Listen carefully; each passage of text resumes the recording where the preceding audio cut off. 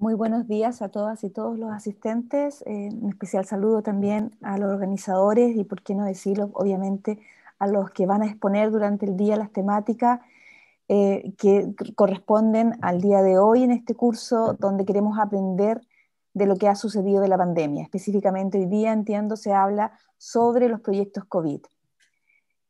Bueno, creo que todos hemos dicho varias veces que los momentos de crisis son momentos de aprendizaje y claramente esta es una situación global que nos ha llevado a tratar de enfrentar en forma colaborativa y en forma rigurosa ciertas temáticas que nos han afectado en forma global como país y también en el mundo en general.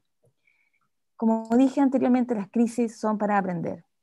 Y lo que hemos aprendido y hemos tratado de relevar es el valor de la ciencia, la tecnología y el conocimiento en todas sus formas para enfrentar esta pandemia.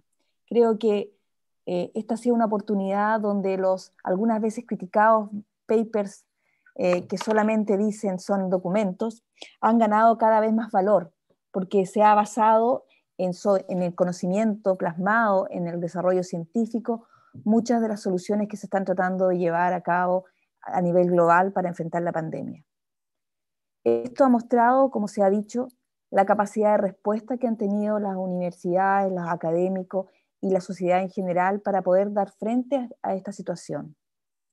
Queremos destacar, obviamente, a los expertos que han podido incluso desviar sus temáticas de investigación tradicional, tratando de focalizarlas en las temáticas contingentes de la pandemia.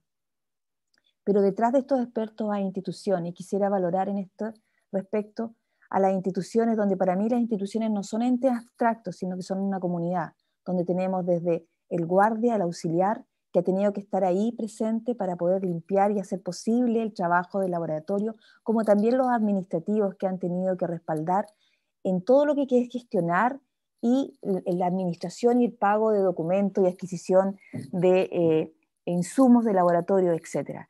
Yo creo que aquí había unas respuestas que son institucionales y nosotros hemos querido resaltar eso porque muchas veces se habla de expertos, pero no se habla de las instituciones que están detrás. Hay un esfuerzo importante también en recursos.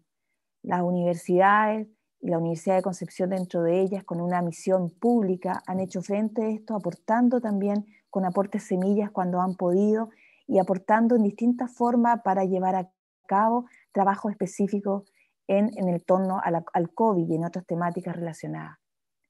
Por lo tanto, yo creo que ha sido un aprendizaje que nos ha llevado a valorar que, sin perjuicio de que estamos en un sistema global, donde siempre hemos analizado la temática y diciendo de que hay soluciones globales que nos van a afectar, también hemos tenido que hacer frente a las necesidades locales y tener que no depender necesariamente de soluciones que vengan desde el exterior. Yo creo que la pandemia nos enseña a que tenemos que trabajar en colaboración con redes internacionales, pero tenemos que ser capaces también de enfrentar situaciones locales. Tenemos también que nos ha enseñado, por otro lado, cuáles son los niveles de centralismo que tenemos.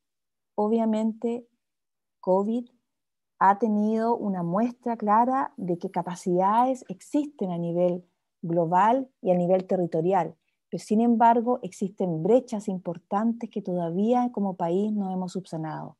La centralidad de equipos, a tratar de distribuir cómo ha sido la necesidad, por ejemplo, en regiones tan extremas como Magallanes, el de instalar laboratorios de la red de diagnóstico, dan muestra de que por un lado existen las capacidades y también el compromiso, pero hay realmente brechas todavía que tenemos que cubrir.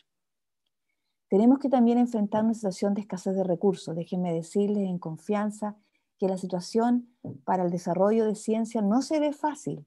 Existe un presupuesto escaso y existe una escasez general que se va a ver más todavía a mediados de este año y probablemente el otro año. Por lo tanto, lo que hacemos ahora es un llamado a enfrentar los problemas en forma colaborativa. Creo que esa va a ser la única forma de salir adelante. Tenemos que colaborar internamente y también en redes con todos los pares que podamos trabajar en conjunto. Tenemos que lograr de alguna manera seguir avanzando en lo que es el desarrollo de la ciencia, pero más aún tratar de posicionar el valor que tiene la ciencia en un contexto nacional. Que la ciencia y el desarrollo científico no es de una élite, no es una cosa que es adicional, no es una cosa que no sea básica, es una necesidad básica para un país y un desarrollo sostenible en el tiempo. Así que en ese sentido tenemos que hacer un esfuerzo mayor para poder comunicar las necesidades. Estamos frente a una nueva constitución que se va a llevar a cabo. ¿Cómo la ciencia juega un rol ahí? No lo sabemos. Y hasta el momento no es claro que la ciencia sea un tema relevante todavía dentro de este contexto. Lo que quiero hacer con estas reflexiones es solamente llamar a que tratemos de hacer un esfuerzo como sociedad científica en poder relevar esta temática y trabajar en forma colaborativa. Así que solamente quisiera terminar mis palabras nuevamente agradeciendo el compromiso que han tenido cada uno de ustedes, que han hecho un esfuerzo para desviar su trabajo tradicional y poder hacer frente a esta pandemia. Trabajemos en conjunto. Ese es el llamado que le hago a todos ustedes. Muchas gracias.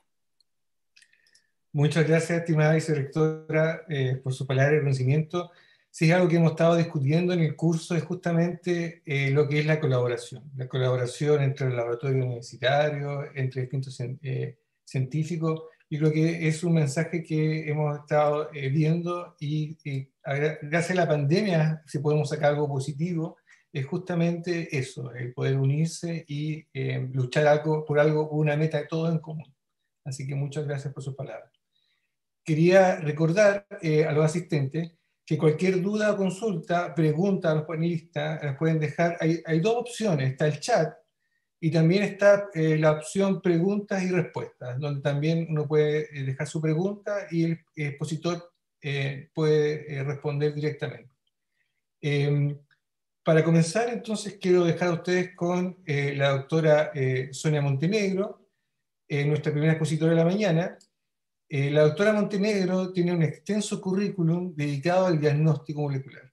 Ella es profesora titular de la Facultad de Medicina de nuestra universidad, tiene un doctorado en patología veterinaria de la Universidad de Illinois y es profesora visitante de las universidades de Tulane y Johns Hopkins, además de ser científica experta de la FAO y de la PAO. La doctora Montenegro ha dirigido tesis de pregrado y posgrado y tiene numerosas publicaciones que dan cuenta de su expertise en diagnóstico molecular. Hoy nos presentará su proyecto de investigación titulado Diagnóstico molecular de SARS-CoV-2, problemas y soluciones. Por favor, doctora Montenegro, la pantalla es suya. Muchas gracias por participar. No se escucha, tiene que activar el micrófono. ¿Ahora me escuchan? Ahí sí, muy bien, muchas gracias. Ya, entonces voy a compartir pantalla, te agradezco tus palabras. Y la verdad que sí, yo tengo experiencia diagnóstica durante muchos años. Empecé en diagnóstico molecular cuando yo estaba en Estados Unidos. Y justamente vine a la Universidad de Concepción a desarrollar diagnóstico clínico molecular, y el laboratorio que desarrollé ya trabaja hace 12 años y eso realmente me da un conocimiento exactamente de toda esta problemática. Ahora mi presentación tiene dos partes, porque el título mismo de mi presentación es el desarrollo de un nuevo test, y para que entiendan por qué yo decidí presentar este proyecto, es porque hay problemas en el diagnóstico, y es lo que yo quiero presentar en la primera parte, y en la segunda ya mencionaré cómo estamos avanzando en el desarrollo de un nuevo test molecular, que es el proyecto ANID. Entonces, voy a comenzar de inmediato, que tengo bastantes cosas que decirles.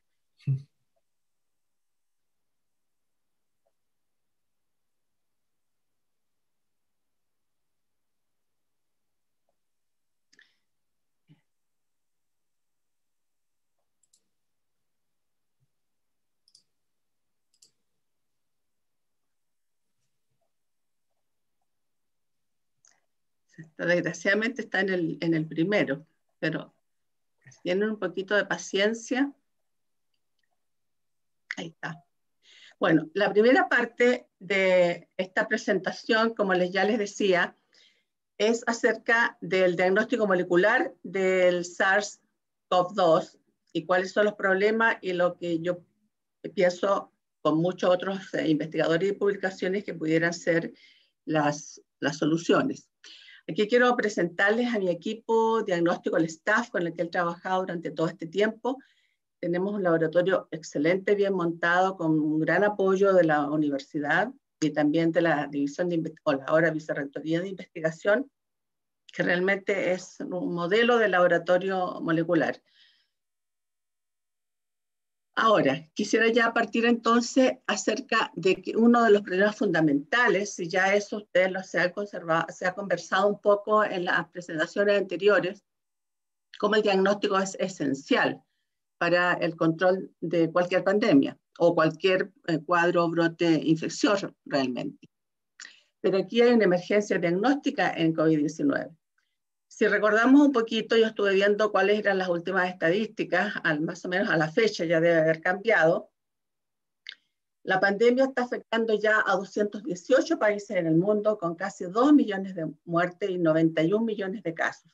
Y en este momento estamos viviendo más o menos lo que se considera que es una segunda onda, y que al parecer es mucho más seria de la primera que se está sufriendo desde el año pasado.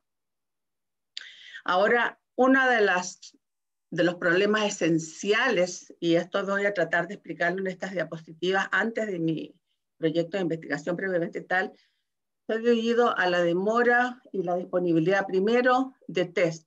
Primero, una falla de suministro de reactivos atrasó esto en escala mundial, y luego la parte técnica, ya, la sensibilidad analítica y sensibilidad clínica, que perjudicó la eficacia de los diagnósticos.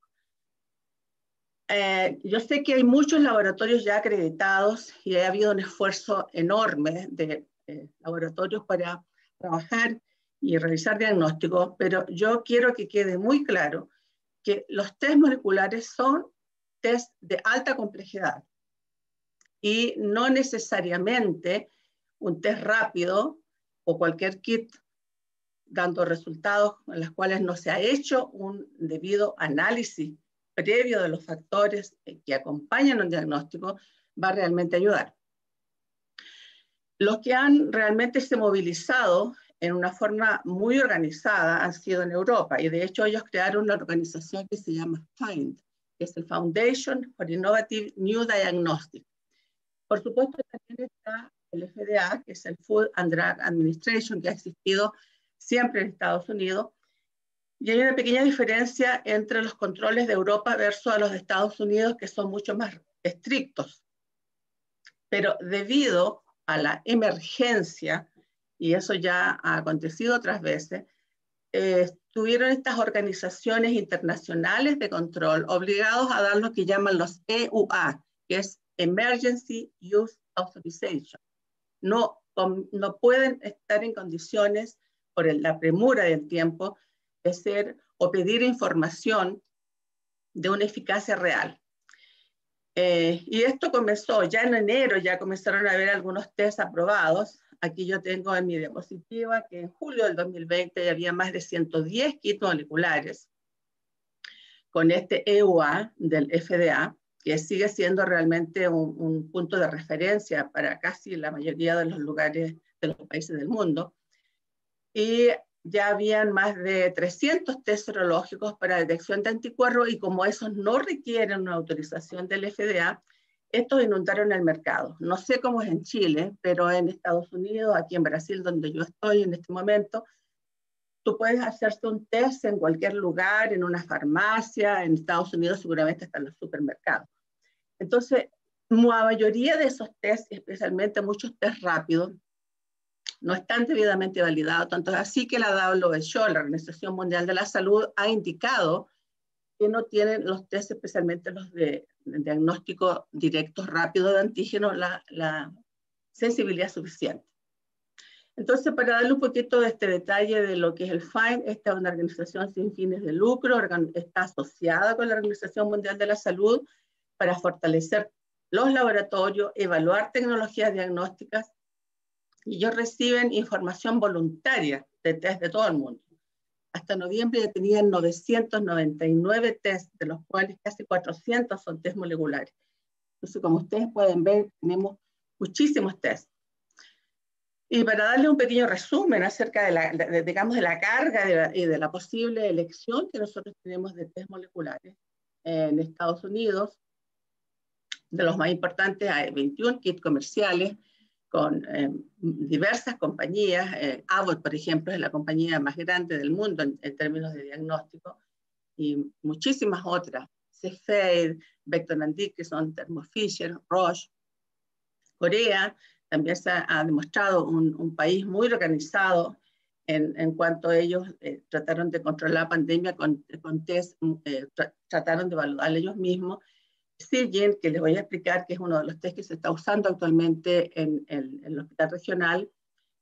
Alemania, que tiene esa asociación con Roche. Francia, Biomérieux, y así una serie de otros, muchísimos, imagínense, les dije más de 900 kits comerciales. Y entre medio también hay los que se llaman LDT, que son los Laboratory Developed Tests, que la verdad que fueron los primeros que aparecieron, el primero y uno que la WHO adoptó y lo entregó a diferentes países, es un test organizado en Alemania de un investigador, Corman y colaboradores.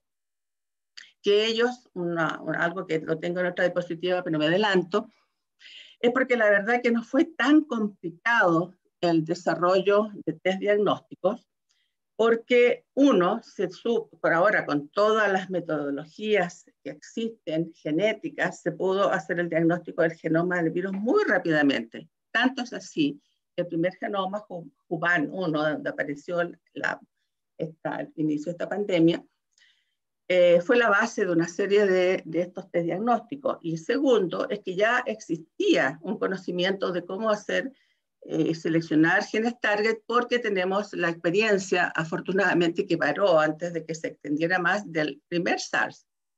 Por lo tanto, ya había plataformas diagnósticas conocidas y ya un secuenciamiento completo, muy rápido, de la cual fue la base para diseñar estos test diagnósticos. Ahora, en cuanto a los test diagnósticos propiamente tal, el gold estándar es el RT-PCR a tiempo real. RT porque tiene que haber una transcripción reversa, porque este es un virus RNA. Y por lo tanto uno tiene que transformarlo a un cDNA para poder utilizar la plataforma diagnóstica de PCR a tiempo real, porque da una buena sensibilidad, y con el uso de sondas se enforzaría la especificidad. Por lo tanto, este se considera el test gold estándar, aunque yo les advierto nuevamente, no existe todavía ningún test validado con eficacia clínica y que esté aprobado por ninguna de estas organizaciones.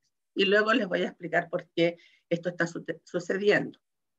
En general, la mayoría, y se recomienda que se usen entre 2 a 3 genes target. La mayoría de los kits, el 76%, lo está incorporando.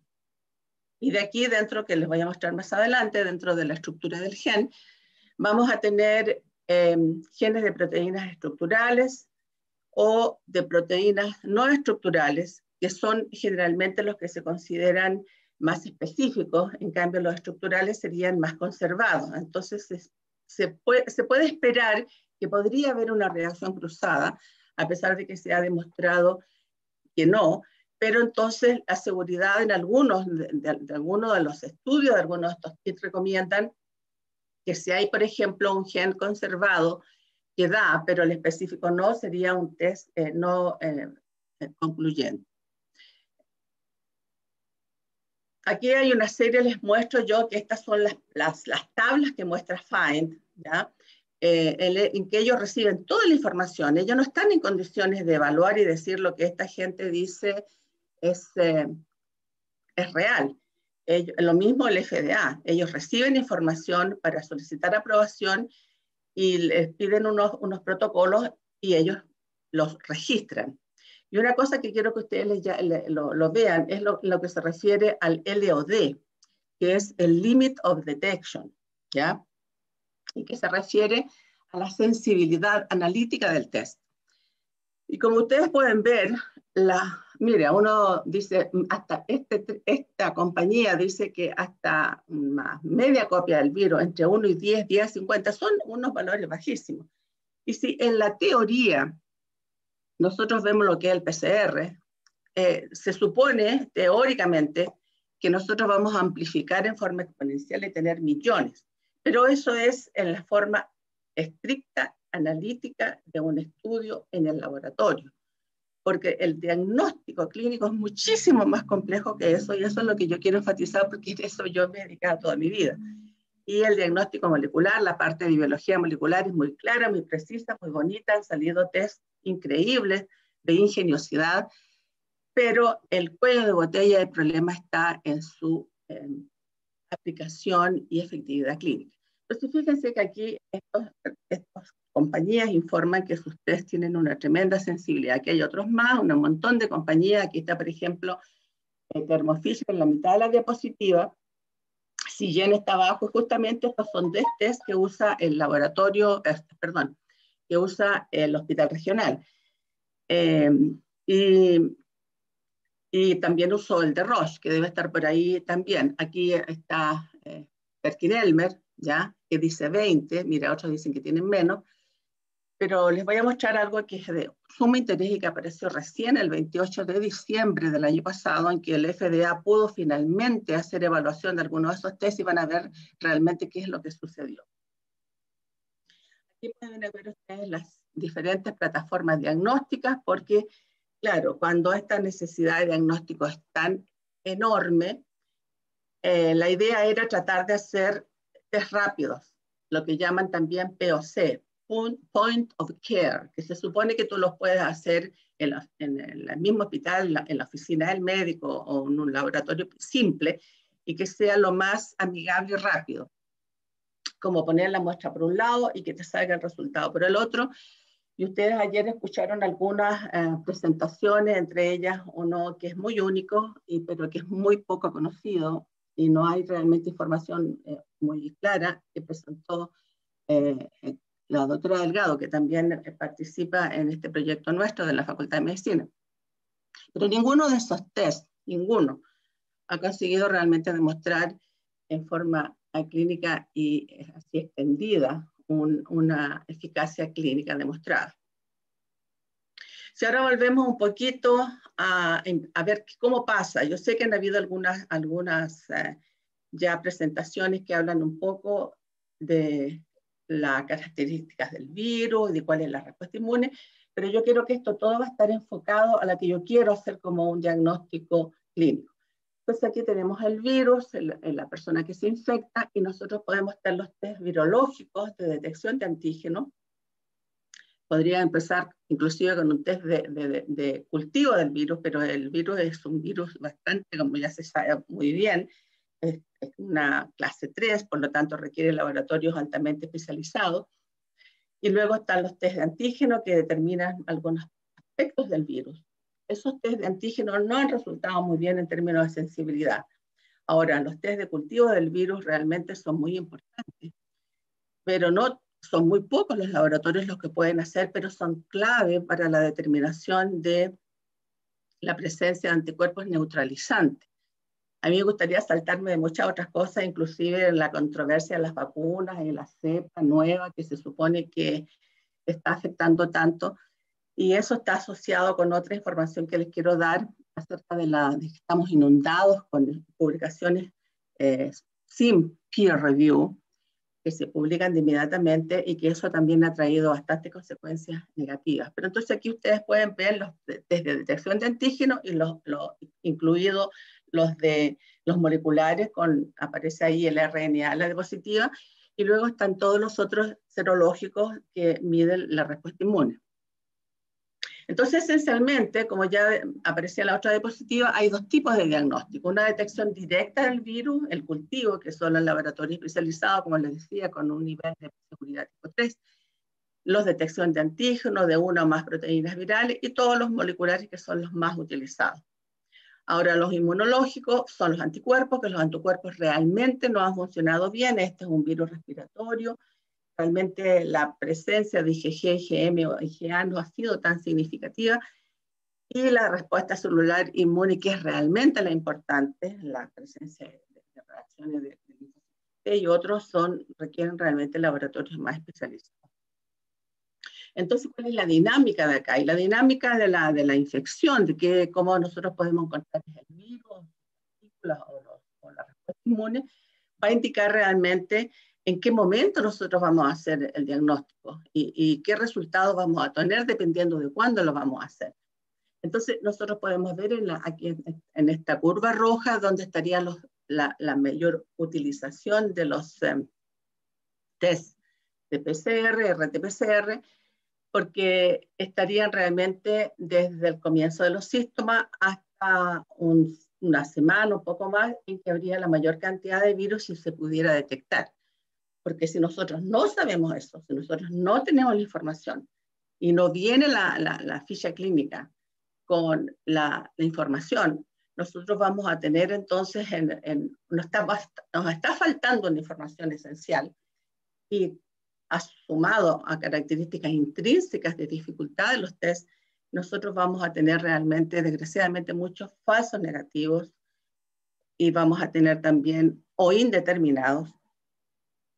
Y bueno, los laboratorios están trabajando bien, por lo tanto los que son positivos realmente son positivos en la gran mayoría de los laboratorios, pero el gran problema está en los negativos o indeterminados. Entonces, ¿qué lecciones nos da esta pandemia? La frecuencia e efectividad de personas asintomáticas infectadas son causas importantes de que el COVID sea una pandemia. Ustedes pueden ver aquí en el dibujito de abajo, una persona con todos los síntomas, claro, está botando más virus, pero uno que está muy tranquilo y no está mostrando síntomas, elimina más virus, pero sí los elimina. Y esa cantidad de virus que tú vas a recibir, que recibe mucho, va a tener una carga viral alta. Yo escuchaba a Liliana y de hecho tuvimos una colaboración al comienzo y gracias a ella también a su colaboración podemos tener muestras clínicas conocidas para poder hacer la evaluación de los test diagnósticos, que es esencial, que también se lo voy a explicar en más detalle. Entonces, hay una cantidad de gente que está circulando, que está eliminando virus, y que muchos no se cuidan, y eso nosotros allá en Chile, como aquí en Brasil, en todas partes, no ha habido un control suficiente de lo que es el aislamiento, la distancia social, el uso de mascarilla, y por eso que existen esta diseminación tan avanzada del virus, y el hecho de que se haga diagnóstico no lo va a resolver, si es que no se establece una forma mucho más ordenada de trabajar en esto. La evidencia toda indica, y eso todo lo hablan los expertos, que hay necesidad de una estricta trazabilidad de todos los contactos, sin considerar los síntomas, y no solamente testear a los que tienen los síntomas aparentes. Pero desafortunadamente a los laboratorios en general les llega muy poca información. Hay tanta la cantidad de test que se hace que la idea es hacer diagnósticos sin pararse realmente a ver las características de los pacientes, inclusive hacer una especie de priorización de eso, para ver realmente si tu test está fallando o si simplemente los que tú estabas testeando y que te estaban dando tanto negativo indeterminado eran personas que estaban recién empezando con sus síntomas. Esto se ha desconocido realmente por ese interés legítimo, pero mal, digamos, planificado de hacer cada vez más test sin tomar en cuenta todo lo que es la evaluación clínica de un resultado y lo que se llama team diagnóstico. No podemos trabajar aislados.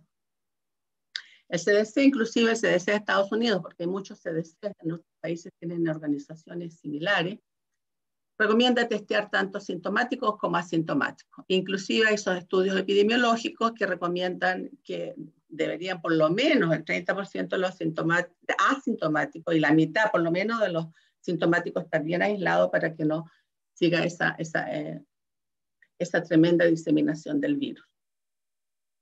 Y aquí ustedes ven la importancia de cuando se hace el informe, se hace el diagnóstico y el informe se está recibido de forma rápida para que vaya acompañado de trazabilidad y cómo impacta en la pandemia.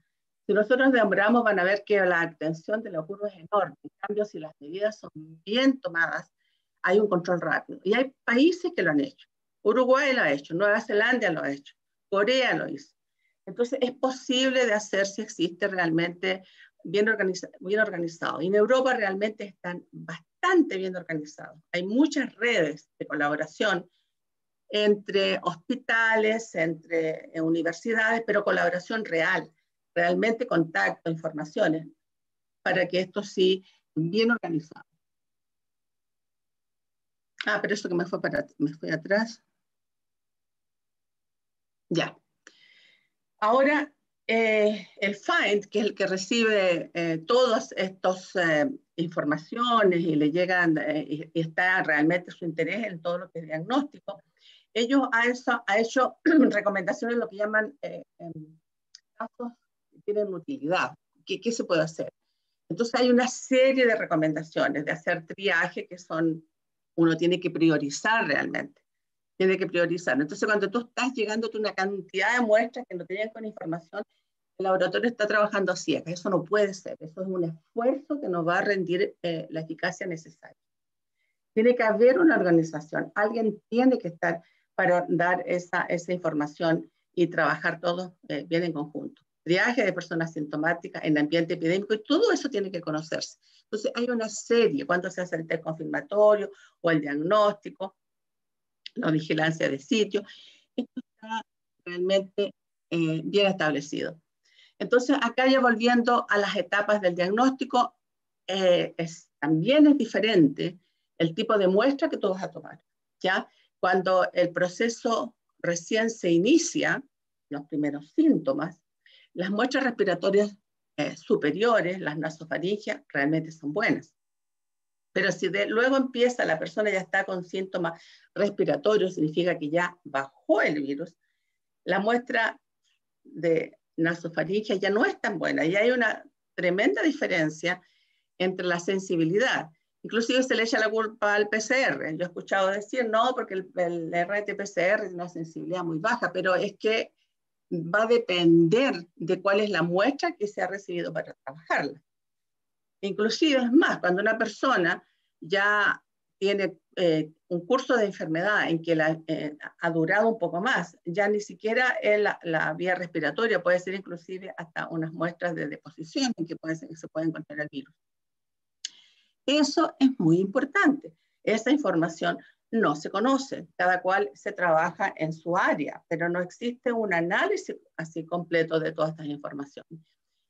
Pero volviendo entonces a lo del diagnóstico, nosotros vamos a tener que el gold estándar con la mayoría de los test, ustedes lo ven en la diapositiva en la parte izquierda, son los RT-PCR, y luego han salido una serie de otros ensayos que ya existen, pero que siempre han quedado atrás del PCR porque no tienen tanto uso, por lo tanto la cantidad enorme de publicaciones con peer review antes de la pandemia daban realmente tener un N más poderoso con todas estas técnicas nuevas que son muy ingeniosas, como el NASVA, el LAMP, unos nombres así como Sherlock, como el Detector, una serie de diagnósticos diferentes que si bien en el laboratorio pueden ser desarrolladas, normalmente utilizando como blanco, como muestras, transcriptos ya hechos del virus, no trabajando con muestras clínicas reales, pueden dar realmente resultados que son promisorios, pero que luego al ir a la práctica eso no resulta tanto así. Luego están los test de antibióticos. Entonces, hay una serie de consideraciones para cómo yo desarrollo mi test, qué hago para hacerlo. El diseño inicial, luego tengo que hacer una evaluación experimental en pequeña escala con una evaluación clínica con muestras conocidas de pacientes. Una vez que tengo esto determinado, luego yo puedo hacer un aumento en mi producción. Ahora, el formato en producción a gran escala tiene que estar siempre asociado con lo que tiene tu usuario, o sea, si es compatible con las plataformas que se tienen, porque todos estos equipos nuevos son extraordinariamente caros. Por lo tanto, el desarrollo de test que no son aplicables a las plataformas existentes tampoco te van a servir. Por lo tanto, eso fue más o menos un cuello de botella. Y les voy a decir otra cosa, que desgraciadamente las grandes compañías han pensado mucho en términos económicos. Yo tuve una experiencia realmente bastante poco grata en la diseño y compra de primers, porque cuando eran sondas o primer asociado a sondas para uso a COVID, el precio aumentaba, ¿qué? 20 veces más. Entonces, los precios son estratosféricos y ustedes lo van a ver al final, que tengo un pequeño mínimo análisis económico, porque el costo es realmente prohibitivo, tanto de equipo como de reactivos. Entonces, la disponibilidad de equipos, y la experiencia, una buena experiencia en diagnóstico. La experiencia en diagnóstico es previa, es más importante que una experiencia en conocimiento de biología molecular. La complejidad y lo que uno pide a un diagnóstico siempre va a ser, los análisis moleculares son herramientas más ingeniosas, pero lo que uno pide para un diagnóstico de siempre ha existido. Un verdadero positivo, un verdadero negativo, que son los valores predictivos asociados a la prevalencia. Son cosas muy conocidas ya de mucho tiempo y que no pueden perderse de vista cuando se está trabajando en esta tremenda pandemia. También va a depender cuando te reciben, y ustedes han escuchado que les llegan montones de muestras, tiene que haber también un equilibrio entre tu capacidad de testear. No puedes recibir tanto, eso no puedes trabajar. Ahí comienza un problema, muestras que se atrasan. Acuérdense, son muestras de RNA. Por lo tanto, si no están bien almacenadas o transportadas, esas muestras se van a perder y a degradar, ¿ya? O que en los lugares en que trabajas se cambian las prioridades. Porque aquí me dijeron que esto es más importante. Entonces, tiene que haber alguien que establezca en forma así bien coordenada y ordenada estos equilibrios y estas órdenes de prioridad. Y por supuesto, lo ideal es que la muestra sea muy sencilla de tomar y las muestras sean homogéneas. Hay una gran variedad de muestras, ¿ya? Por eso la gran diferencia cuando yo desarrollo un test en el laboratorio, que pongo mi virus, mis pedazos, y yo pongo en cierta muestra que no tiene virus, pongo la cantidad que quiero, y yo puedo medir, no tengo esa variable cuando yo desarrollo un test, pero eso no es en la realidad. Por lo tanto, la homogeneidad y saber realmente cuál es la calidad de la muestra que recibo es extremadamente importante. Entonces, hay todos estos factores preanalíticos, hay también los analíticos, los postanalíticos, en los que van a incidir en cuál es la eficacia de tu test. Entonces, está entre la colecta de muestras, está entre la preparación, en el ensayo propiamente tal. El criterio lo voy a dar porque si no, no voy a alcanzar con el tiempo que tengo. Ahora, una de las consideraciones que se hace para la producción y distribución es que se ha hecho el hacer pool de muestras. Está muy controversial el hacer pool de muestras, porque se hacen ya sea porque no hay tiempo, llegan demasiadas muestras o hay un poco reactivos. Pero hay que ver realmente si el remedio no es peor que la enfermedad. Porque si bien pueden bajar los costos, hay que tener cuidado con la especificidad. Y hay que usarlo cuando la incidencia de la infección es baja. Y esos estudios de incidencia realmente no son tan definidos y no se conocen bien. Y no debería trabajarse más de 5 muestras, porque si lo haces más, pues que tú estés diluyendo tu muestra al hacerlo. Que también puede... Y otra cosa importante es que debe haber una difusión rápida y confiable de los resultados, porque eso es clave en la vigilancia y manejo de brotes. Y en los test diagnósticos, y está en amarillo ahí, requieren de una cuidadosa selección y evaluación antes de su uso. Pero eso, desgraciadamente, la mayoría de los científicos y la comunidad especialmente, o sea, la comunidad la entiendo, pero la comunidad científica que no haya sido crítica en el tipo de test que se está usando, ha contribuido a que cada compañía, aparezcan cientos de compañías ofreciendo estos test supuestamente buenos. Ahora, el control de calidad nunca debe olvidarse. Esto nunca debe olvidarse y eso es algo que yo aprendí de toda mi vida, que son muchísimos años trabajando en diagnóstico. Los EUA, que son los Emergency Use Authorization, ellos solicitan estos parámetros de sensibilidad, especificidad, valores predictivos positivos y negativos, cuál es la robustez de la prueba, su reproducibilidad. Pero ellos no tienen laboratorio, entonces están confiando, ellos están verificando, van a visitar, pero ahora eso no se hace. De hecho, a veces el FDA ha dado EUA en 24 horas. Imagínense, no da tiempo ni de leer todos los informes que recibe. Y de todos los test que hay, más del 80%, ya les había dicho, son moleculares. Ahora en Europa existe lo que llaman el EVA-G, que es Controls Post-Project European Virus Archive Global, que tratan realmente de tener como un banco de esto. Eso nosotros sería tan bueno que lo tuvieran, porque ustedes no se imaginan lo difícil que es conseguir muestras clínicas con información y con sus CTs y tenerlas para poder entonces evaluar lo que tú quieres desarrollar. Y ellos entonces en Europa sí lo tienen, ya sea trabajando en forma de estas muestras de transcripto o a través de cultivos celulares o de muestras clínicas para poder entonces hacer una mejor validación de los test. Y eso ya ellos están trabajando desde el año pasado. Como les decía, los europeos están muy bien organizados con estas redes informales de laboratorios clínicos, entre hospitales, grupos académicos, compañías comerciales, para promover nuevos test y que ellos entonces se colaboran entre todos ellos. Ahora, empezó bien temprano el uso de la aprobación que dio la FDA al CDC. Desgraciadamente el CDC cometió un error y atrasó todo en Estados Unidos. De ahí no me quiero poner política, pero efectivamente Trump se metió en el CDC, cambió a mucha gente, puede haber sido una consecuencia de eso, y los primeros test del CDC no funcionaron, no sirvieron y hubo un atraso tremendo en Estados Unidos, estaba muy atrás en la parte de esos tests, porque el CDC realmente siempre ha sido como la base para el control de todas las enfermedades infecciosas del país.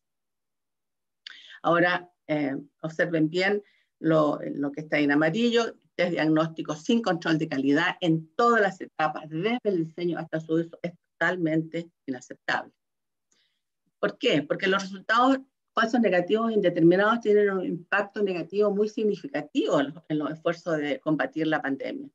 Entonces ahí, yo les mostraba antes, el tiempo de exposición hasta la aparición de los síntomas. Luego sumamos los problemas técnicos, la carga viral insuficiente de un test que no es realmente tan sensible como dice. Y hay muchos, sabe, que ni siquiera da una información clara acerca de cómo analizar los resultados. O no lo puedes hacer nada, o te lo dejan libre. Y tú puedes jugar con la fluorescencia. Si yo pongo un threshold muy bajo, me van a salir casi todos positivos. Si lo subo mucho, me van a salir menos. Entonces, esa ambigüedad intrínseca al PCR a tiempo real es uno de los factores que hace que es un test de alta complejidad y que no puede cualquier persona llegar y comenzar a hacerlo. Y eso me va a dar entonces, por supuesto, estos factores, estos falsos negativos. Ahora, claro, las personas que estaban tratando de desarrollar o hacer un pequeño estudio de análisis, ellos querían que esta información se conociera rápido, o sea, esta respuesta rápida de la comunidad científica de emergencia es loable. Pero quedó muy claro que este preprint, especialmente de ciertos de trabajo, aparece en la parte inferior algunos de los más comunes de estos preprints que no tienen, no son de papel, sino que tú los miras directo en la internet. Ellos nunca quisieron realmente reemplazar el proceso de revisión, pero hubo un aumento enorme. No hay una revisión externa y algunas veces no tiene una información científica comprobada. Y eso ni siquiera ni entremos en todas las informaciones de las redes sociales. Pero aquí hablando ya de paper, con preprint, que tú los mires y aparecen, pero miles, tú no puedes estar realmente, ponerte al día con tanta esa enorme cantidad que hay. Entonces, ¿cuáles son las limitaciones fundamentales de estos tests? Normalmente, todos estos tests maravillosos que aparecen y que se venden, están en el mercado, han utilizado un bajo número de muestras, normalmente no son muestras clínicas, y hay en los procedimientos muchas diferencias, hay un bias preanalítico en la colección, en el almacenamiento, en el procesamiento, no tienen validación independiente por un tercero, los parámetros clínicos son dispersos. Y luego lo publican especialmente en esas que aparecen ahí, el MED-RxVic o el BioRxVic. Entonces, este acceso fácil a la información técnica comparativa ayudó a que fueran muchos test al mercado, pero antes de lo recomendado. Y hay muchos que están, que no son, que no debieran estar. Y hay que recordar, y está en amarillo, que ninguna prueba biológica tiene sensibilidad y especificidad al 100%. Y esto debe ser considerado cuando los resultados se trasladan a la práctica clínica. Esto que yo lo conozco, pero desde hace miles de años, está siendo olvidado ahora con la epidemia y con este tremendo análisis rápido de los test en del COVID-19. Ahora lo interesante, y esto es lo que yo quería destacarles, que la FDA el 28 de diciembre, hace poco tiempo, consiguió realmente evaluar algunos de los test más importantes. No van a poder evaluar todos, pero evaluaron un grupo de los más conocidos, de 55 test moleculares. Y ellos observaron que la sensibilidad de estas compañías comerciales que están vendiendo sus kits a altos precios por todo el mundo, hay hasta 10.000 veces diferencia en la sensibilidad de detección. El mejor que se salió mejor parado fue el PerkinElmer. Ellos, acuérdense, si recuerdan la diapositiva anterior, yo les hablaba que todos mencionan, algunos con bastante audacia, dicen que capaces de detectar hasta menos de una copia viral, un pedazo, una mitad. La mayoría dicen 5 o 10. El mejor acá en este análisis del FDA fue de 180, que son lo que llaman Nucleic Acid Amplification Technique, unidades por ml o copia. Luego siguió que aparece aquí, el Science Cell Research con 540. Hubo 4, ahí son estas compañías bien conocidas que tenían 600, después otro con 1800. Después vamos al CDC, imagínense que ya tenía 18.000. Oye, el CDC es un test que se usa bastante en muchas partes. No sé si el ISP lo recomienda realmente. Inclusive habían unas con 180.000. Y entre ellos, imagínense, lo puse en amarillo el Cayenne, porque esta es una compañía que es una de las más caras que existe. Hay otros que tratan de decir, por el afán de hacer diagnósticos rápidos, que no hay que hacer extracción. Y ahí está Abbott. Abbott es una compañía de primera clase, una de las más grandes del mundo. Imagínense, 300.000, ¿ya? Entonces, ustedes ven que hay una enorme variación en la accesibilidad de estos kits comerciales porque existen una variación muy grande en su colecta de muestras, cómo hicieron su extracción, cómo seleccionaron los primers. Por lo tanto, no corresponde a los valores que ellos entregaron para poder obtener su EUA. Entonces, hasta ahora, el FDA tiene aprobado 202 kits diagnósticos, 165 son RT-PCR a tiempo real, son la gran mayoría lejos porque son los más conocidos, por lo tanto tienen mucho más base para poder evaluar su desempeño. Los más nuevos, hay menos, son los de amplificación isotérmica, hay 11, 7 en LAMP, 2 del LAMP Encrypt, son estas tecnologías modernas que creo que ya les explicaron un poco de eso. Inclusive ahora está entrando más o menos fuerte la secuenciación, que ayuda mucho. Hay 4, está Illumina ahí, con el PCR digital, el MALDI-TOF, también creo que ayer hubo ayer, claro, no creo. Entonces, ahí están, ya lo deben saber porque lo deben visto ayer. Y ahora apareció algo importante, que es realmente donde yo quiero entrar. Por eso, como yo trabajé tantos años en Estados Unidos, es que cuando salieron todas las compañías, estas enormes compañías, ellos dijeron, no podemos permitir que los laboratorios desarrollen sus tests. Y hubo un ataque, digamos, a los LDT, Laboratory Developed Test. Y yo les digo desde ya que la mayoría de los tests que yo desarrollé y traje de Estados Unidos para ser usados acá en Concepción, en el hospital regional, que lo hemos estado usando desde ya hace 12 años ya, y en otros lugares hemos hecho diagnóstico en todo Chile. Si tú fallas en tu diagnóstico, eso se sabe rápido, entonces funciona, y el laboratorio está establecido como si fuera un laboratorio de Estados Unidos con las reglas de CAP y de todas las exigencias de acreditación que todavía no existen en Chile. Entonces, el FDA ahora está dando aprobación para test desarrollados en el laboratorio.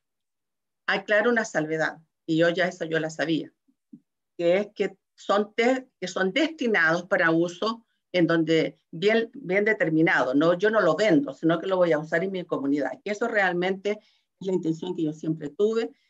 Y de hecho, al inicio de este trabajo mío, yo le agradezco a la vicerrectora porque ella me colaboró y yo quiero dejar a la universidad, a la comunidad, un test bien validado. Espero que sí lo pueda completar bien, con éxito, y solicitar una aprobación de este tipo al FDA. Ya recibieron 100 solicitudes.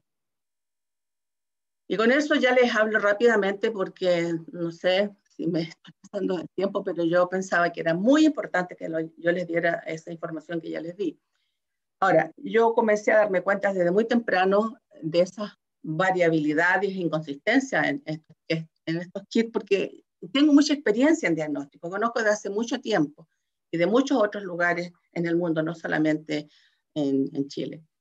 Entonces mi idea fue mejorar, implementar un nuevo test molecular que tenga alta sensibilidad y que confirme, ayude especialmente a esa gran cantidad de resultados indeterminados y negativos. Y yo decidí escoger la plataforma Nested. La plataforma Nested es la que nosotros utilizamos en nuestro laboratorio para la mayoría de los testes infecciosos. Es muy buena, pero hay que trabajarla con cuidado, o sea, tiene que ser un laboratorio. No requiere muchos equipos caros y muchos reactivos así, también demasiado caros, pero hay que trabajar con cuidado. Y si tú tienes tu dirección unidireccional, trabajas bien, vas a trabajar sin ningún problema. Y nosotros lo hemos hecho durante todo este tiempo y con diagnóstico de enfermedades bastante importantes. Entonces tiene la ventaja para el que no sepa, el Nested PCR son 2 amplificaciones consecutivas. Y aquí, bueno, después les voy a explicar lo del Nested porque aquí ya está que nosotros, por supuesto, ya tenemos nuestra autorización del Comité Ético Científico. Para mí uno de los problemas más serios era cómo voy a conseguir las muestras para hacer la validación clínica, pero ahí apareció el proyecto de Carolina y eso fue realmente llegado del cielo, porque eso venía con esa prueba de ese test con muestras que tenían que venir con una información clínica bastante precisa. Y también apoyo, yo le agradezco también a la Liliana, que de las muestras que le llegaba de Santiago, ahí tuvimos realmente las muestras con los CTs más bajos que yo había visto, para poder entonces trabajar con muestras. Desgraciadamente la información demográfica de síntomas es difícil de conseguir y es una pena, porque eso es muy importante. Entonces aquí aparecen en esta diapositiva cuáles son los genes más usados hasta la mayoría de las compañías. Yo ya les explicaba que se trata de usar uno que sea más conservado, otros que sean más específicos y por lo menos usar 2. Nosotros tenemos preseleccionado estos genes, el ORF1A, el ORF1B, el virus, les voy a mostrar más adelante el diagrama, ya lo deben haber visto. Realmente el gen polimerasa ocupa casi todo el genoma del virus y hay también las proteínas, Spike, la helicasa y la nucleocápsida. Y nosotros pretendemos usar 3 plataformas diagnósticas con mi objetivo, que es que ojalá nos quedemos con el RT-PCR Nested, que es el más económico y no es tan demorado. Luego vendría el Nested tiempo real y por si se cuestionara que hubiera problemas de especificidad, pero le voy a explicar por qué no hay problemas de especificidad. Porque claro, está la teoría de que intercala estos fluoróforos con cualquier DNA, pero eso no es así. Porque el Nested controla eso.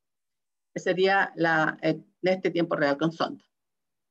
Entonces lo primero fue diseñar los primers. Yo primero hice una investigación. ¿Quién más fuera de que yo tengo ese interés está usando? Y me encontré con muy buena compañía internacional. Están los coreanos que trabajan excelente y de hecho ahora yo encuentro que fue una decisión excelente. No sé de dónde viene la decisión de los kits que se usan en el país, el ISP tal vez, o el Ministerio de Salud, no lo sé, de usar este Seegene de Corea, porque ya se usó el Thermo Fisher, que era un singleplex, y en forma arbitraria solo se hacía 1, porque eso no había que hacer 3 veces y había la presión del diagnóstico. Esos son errores que no deben realizarse.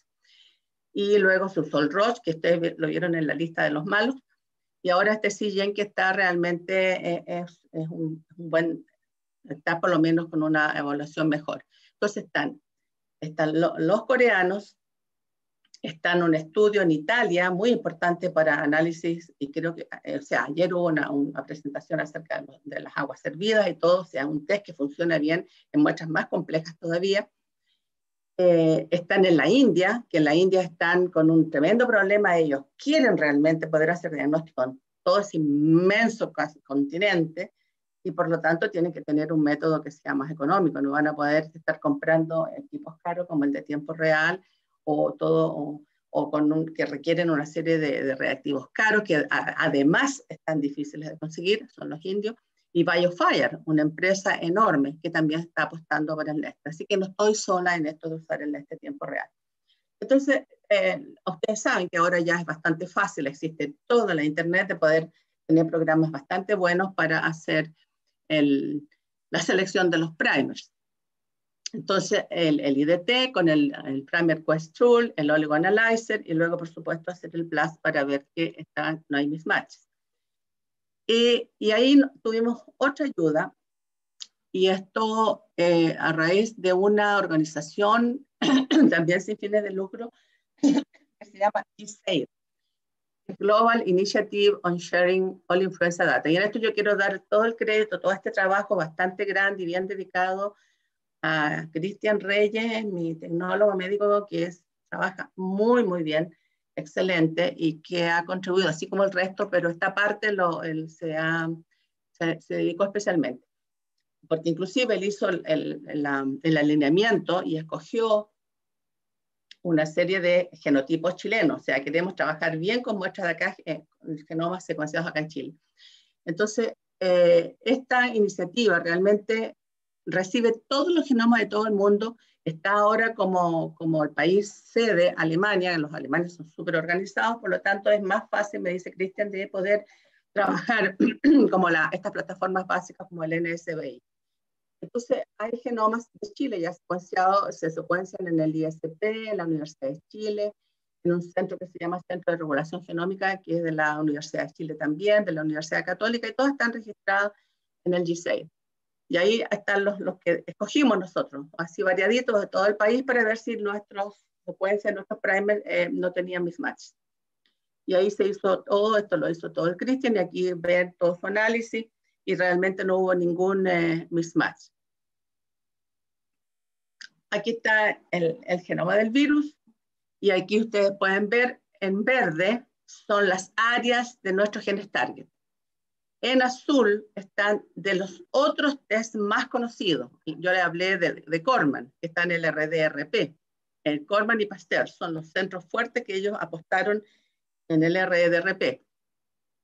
El CDC, que ellos solamente analizan la nucleocápsida con 2 segmentos. Donde se equivocaron fue porque quisieron hacer 3 segmentos de la nucleocápsida, y una de ellas estaba dando falsos resultados.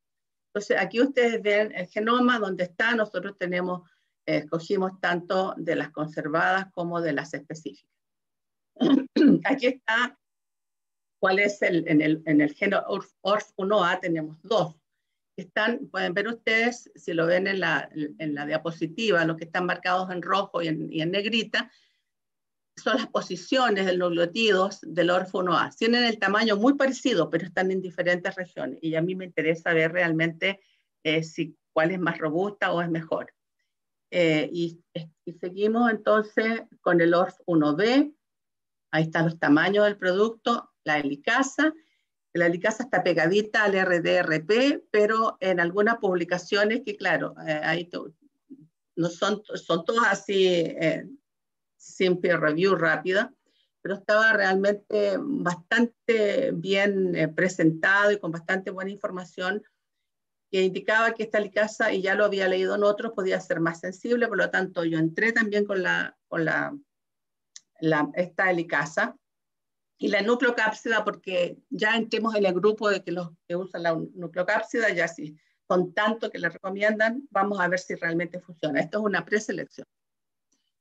Entonces el procedimiento realmente es simple. Bueno, todos tenemos que extraer el RNA, se usan diferentes columnas. Nosotros usaron la ESNA, parece que es más económica, porque algunas son bastante caras, especialmente las de Caillon, son carísimas. Entonces se recibe la muestra, viene en un ml de un medio de transporte, se usan 200 microlitros y luego se hace una elución de 50 microlitros final. Y ustedes presten atención de que nosotros ya tenemos la muestra, que es simplemente un ensopado de la nariz, así que bien incómodo, eso yo ya me he hecho. Y terminas tú de 1 ml, yo termino al final con 50 microlitros de una elución. Y son muestras que tienen baja cantidad de RNA. Luego hacemos entonces la síntesis. Yo ahí quise optimizar. Nosotros tenemos nuestro propio método de hacer la CDNA síntesis, pero yo quise compararlo con un kit que tendría la ventaja, según lo que decía el kit, que era para muestras de bajo contenido, era muy amigable porque simplemente tú le agregabas, venía todo listo, más fácil de trabajar. Luego entonces en este procedimiento nosotros tenemos un PCR outer, nosotros usamos el GoTag de Promega, y luego viene el inner, que se usa, esta es la del, no, esta aquí estoy, mezclé, me equivoqué, porque aquí estoy poniendo cuál es lo que se hace con el ROS, que es del tiempo real, o sea, con la misma Master Mix para el Nester regular. Entonces, ustedes abajo ven en qué consiste el Nester. El Nester son 2 amplificaciones consecutivas. Yo tengo un segmento outer, ahí dice outer primer en la parte de abajo, entonces ese es el segmento que uno amplifica primero.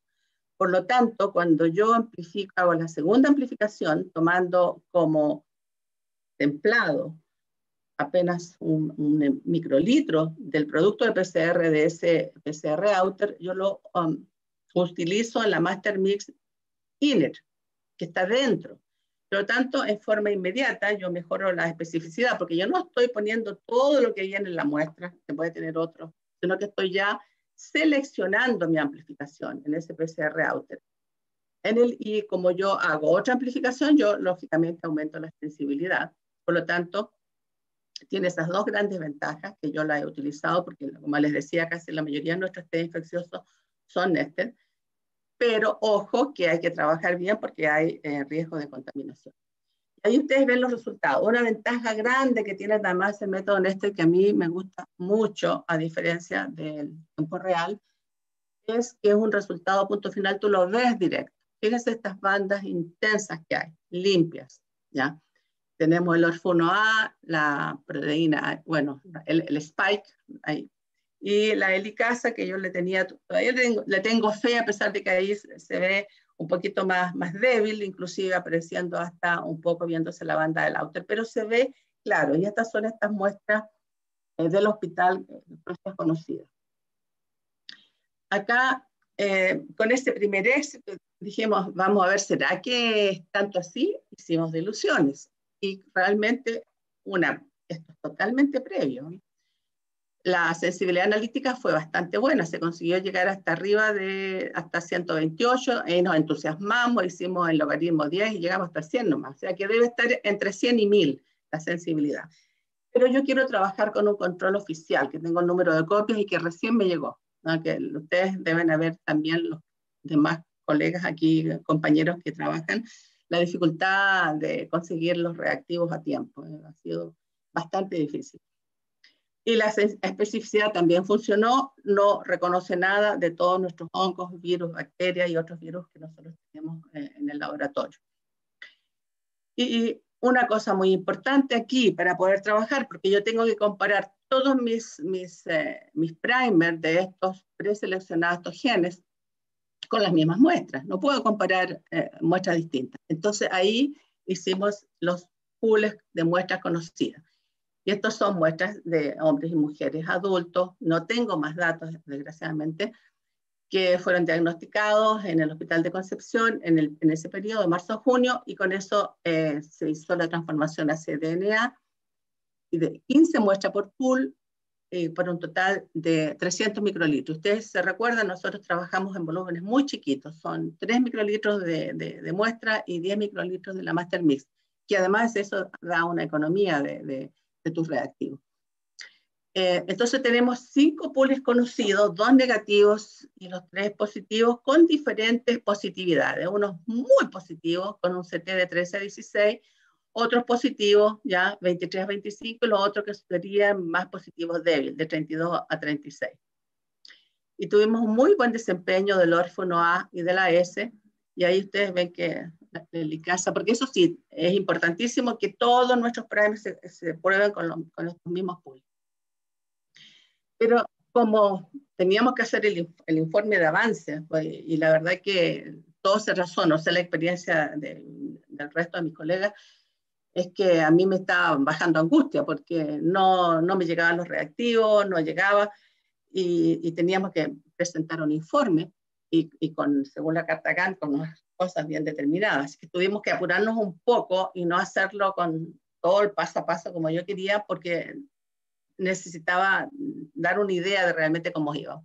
Entonces, como nuestro objetivo eran las muestras indeterminadas, pudimos analizar 217 con el ORF1A, que estaba funcionando bastante bien.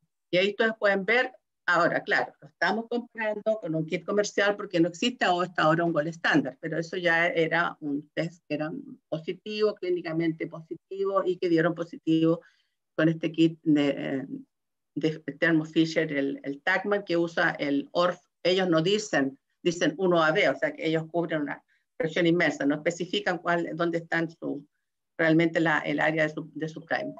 Tuvimos una concordancia total, pero lo que yo llamo interesante es lo que está en rojo, porque ellos tienen sus indeterminados, porque hay unos, inclusive unos kits que ni siquiera dan punto de corte, o sea, lo que sea es, ¿ya? Otros dan 40, pero toda esa área, a partir de 34 hacia arriba, es un área gris. Esa es un área que es muy difícil de diagnosticar y es una digamos, de las debilidades que tiene, o limitaciones que tiene el tiempo real. Por eso a mí me interesa tener un test que sea realmente, que lo vea claro y no que esté sujeta a estas fluctuaciones de los límites de fluorescencia que se puede dar, perdón. Entonces yo tuve 3 en estos PCRs que son muy altos, y 6 de los que eran indeterminados, inclusive 1 de los que eran negativos. Y yo pienso que esas 10 muestras, yo creo que eran realmente positivas. Por lo tanto, yo creo que estoy más o menos alcanzándome a lo que yo quiero. Me faltan muchas cosas todavía por hacer, pero eso fue un resultado bastante promisorio. Y luego nosotros estamos analizando los otros genes que estamos utilizando. El otro ORF1A también dio bastante bien. El BET, que es el que se utiliza para las aguas servidas, dio bien. Y el N no dio tan bien. Entonces, tal vez el N, a pesar de que es medio arbitrario, porque no son muchas muestras, pero es que tengo mucho que trabajar hasta el final, tal vez nos vamos a quedar con el ORF1A y tal vez la licasa. Entonces, un aspecto fundamental que a mí me interesaba muchísimo, porque bueno, aparte del control de calidad de cualquier ensayo, es saber con qué muestra yo estoy trabajando, cuál es la concentración de las muestras. Y realmente la concentración de las muestras es bastante baja. Fíjense, bajo los promedios. Nanogramos, 22 nanogramos por microlitro. Inclusive hay algunas que están bajo 20 nanogramos, ¿ya? Una que tenía un rango de 7,6. Entonces, si nosotros estamos trabajando con muestras que llegan con esas características, de partida tiene un hándicap enorme para poder tener un buen resultado. El famoso SensiFast, que era la maravilla y bastante caro, pero yo dije, bueno, es amigable y se realmente mejora, y efectivamente al comienzo pareció bien, pero en otros test el in-house, el que hacemos nosotros, resultó mejor, y vamos a terminar haciendo las últimas comparaciones, y lo más probable es que vamos a seguir utilizando nuestra propia fórmula para la síntesis de cDNA. Entonces ahora pasamos a la tiempo real, en la cual el PCR Outer es convencional y el inner se hace en tiempo real, y aquí sí se usa el EvaGreen, que es mucho mejor que el CyberGreen con ROX, y nos permite entonces utilizarlo. La idea es ver si nosotros podemos realmente mejorar la sensibilidad, particularmente de esas muestras indeterminadas. Y ahí ustedes ven que el resultado fue bastante bueno. Tuvimos que hacer varias optimizaciones para llegar a esto. Ustedes saben, los que trabajan en esto, que hay una serie de parámetros que uno tiene que modificar para poder optimizar una reacción. Pero luego de optimizarlo, tuvimos muy buenas curvas sigmoideas, y lo más importante que también nos da el tiempo real en este caso es que podemos homologar el TM con la del control. Por lo tanto, nuestras muestras están junto con el control, nosotros estamos realmente demostrando especificidad porque el TM es específico, demuestra muchas especificidades. De hecho, el TM, los análisis de temperatura de melting se utilizan bastante, porque digamos, es casi lo más próximo, digamos la secuenciación del pobre, pero funciona. Entonces acá nosotros tenemos una comparación, lo que vemos que el RT-PCR en este tiempo real con el ORF1A aumentó la sensibilidad con hasta 6 ciclos, o sea, hasta 6 ciclos nosotros pudimos aumentarle la sensibilidad, lo que significaría que muestras que están dando en esa zona gris, que a veces muchos laboratorios en forma arbitraria dicen, no, hagámoslo de nuevo, no, porque no, ¿cómo le vamos a dar positivo? Te daría una mejor información. Y aquí fue con el ICASA, que ahí se ve el control positivo, en una hermosa curva aquí a la izquierda, luego las muestras, y luego nuevamente la concordancia con la temperatura de melting. Y también vimos que la ICASA fue hasta mejor, se veía un poquito más debilucha ahí en el gel, pero al hacerla la combinación con tiempo real, disminuyó hasta 8 ciclos, o sea, fue bastante. Entonces, ahora en esta última diapositiva, yo les voy a mostrar lo que usa el hospital. Y lo bien importante abajo en rojo, el costo. Entonces, el hospital usó Roche, Thermo Fisher, que ha usado más y ahora está usando el Seagen. El Roche, imagínense, usaba un puro gen, el RDRP, que ahora se ha visto realmente que no es realmente el más indicado. El Thermo Fisher tenía el singleplex, porque el famoso multiplex es prohibitivo. Pero había que hacer 3 reacciones y normalmente en forma arbitraria realmente se está usando uno solo, el 1AB. Y luego el siguiente que ya es un all-plex, como le llaman ellos a su multiplex. Yo tengo solamente el precio del TACMAN, ¿ya? Y ese TACMAN, imagínense, vean el precio que da, sale 10 veces más caro, sale casi como 4 millones para la cantidad de muestras que tú puedes trabajar.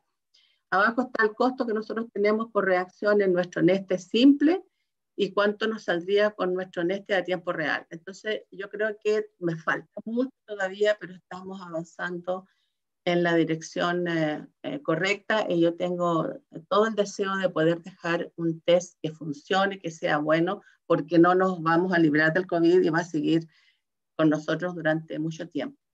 Muchas gracias. No sé si me pasé del tiempo demasiado. No, muchas gracias, doctora Montenegro. Muy interesante. Nosotros hemos discutido durante el curso de esta cantidad masiva de kits y de reactivos y cómo van llegando, cómo hemos tenido que ir cambiando, ¿cierto?, los protocolos sin control de calidad, que es algo clave. Vamos a dar tiempo para algunas preguntas antes de dar paso a nuestro siguiente expositor. Acuérdense que las preguntas las pueden hacer por chat y nosotros vamos leyendo entonces las preguntas para los expositores. Yo quiero preguntar algunas cosas.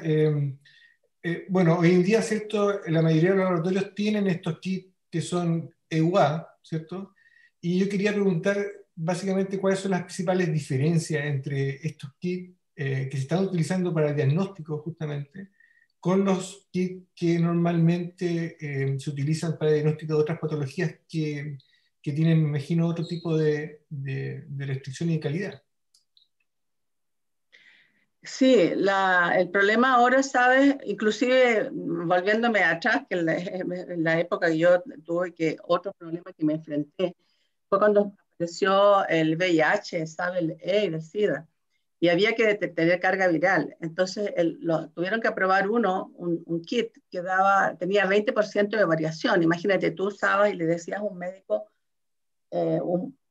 una diferencia como de 1 millón de copias virales y que no importaba porque estaba dentro de la variación del test. Entonces, esto ya más o menos, existe. Por lo tanto, los test comerciales es algo que la validación clínica de la eficacia clínica la tiene que hacer uno. Por eso es tan importante, y es algo que he repetido en estos años y con no mucho éxito, desgraciadamente, es que cada grupo trabaja en forma aislada, ¿sabes?